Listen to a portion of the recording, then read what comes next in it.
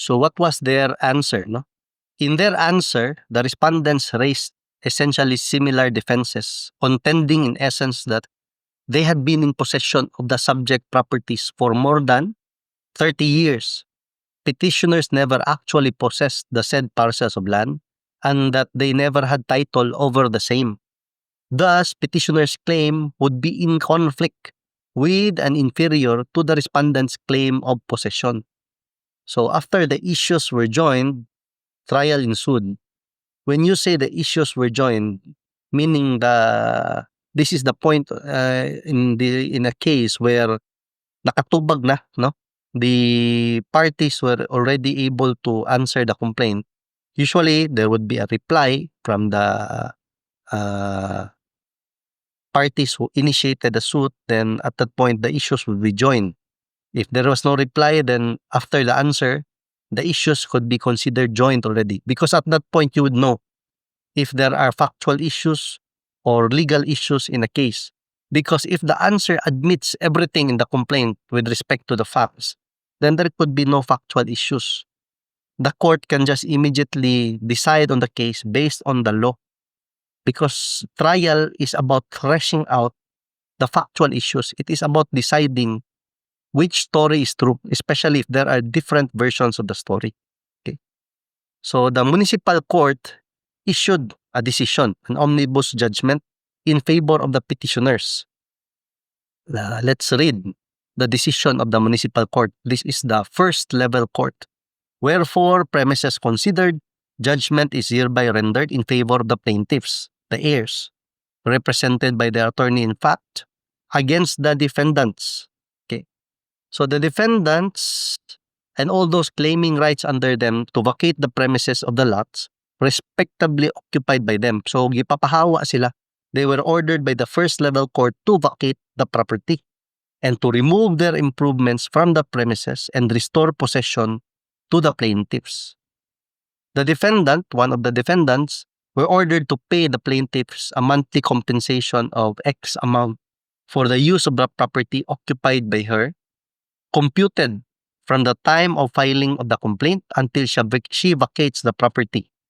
So there were other defendants here where they were ordered to pay the plaintiffs a monthly compensation.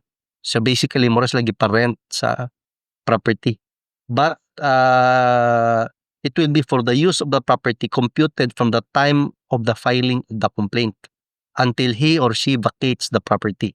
It is not from the time when they actually occupy the property or when they started to occupy the property. It will be from the time that the complaint was filed. Okay, so ordered. The municipal court or the first level court held that an earlier case for action reivindicatoria, okay, dili reinvin ha, reivindicatoria. So decided by the court of first instance or the regional trial court and affirmed by the court of appeals became final and executory. Herein the petitioners in the Supreme Court proceeding were declared the true and lawful co-owners of the subject properties. On the other hand, evidence showed that respondents were mere intruders on the lots in question. So this is a very favorable decision, no? But let's see, what else do we need to know about this case and what else we can learn about this case, okay? So for our new viewers, so this is our co-learning channel related lang sa property. Okay?